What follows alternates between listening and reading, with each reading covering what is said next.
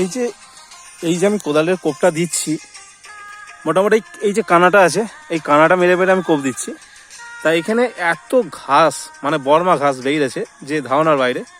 তাই এত টুকরো হয়ে যাচ্ছে, এগুলোকে যদি না বেছে যদি আমি ফেলে দিই, বার করে দিই, এই যেরকম আমি এখানে বেছে বার করে দিয়েছি, এরকম বেছে যদি না বার করে দিই, তখন এই বর্মা ঘাসগুলো এই মূল থেকে যখন মাটি চাপা পড়ে যাবে, পুরো ফুল দমে বেরোবে। আর এ কী হারে তোমার গ্যাঁ ছেড়েছে, একটা মূল থেকে 4টে ডগা।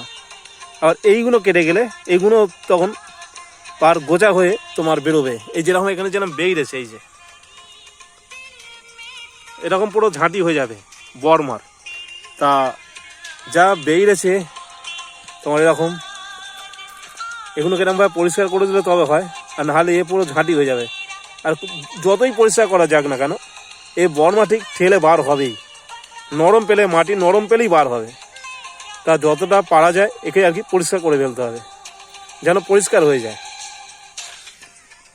একে আর খোসার দরকার নেই, যা মাটি যা খোসা হয়ে যাচ্ছে এই যথেষ্ট। আমি কোদালের তো চৌকো কোপ মারিনি, সমানভাবে তোমার কোদালের কোনা মেরে মেরে আমি কাজ করে নিচ্ছি। এতেই আমার আর খোসার দরকার নেই, এতেই দানা ফেলে নিই আর গাছ তৈরি করে নেবো।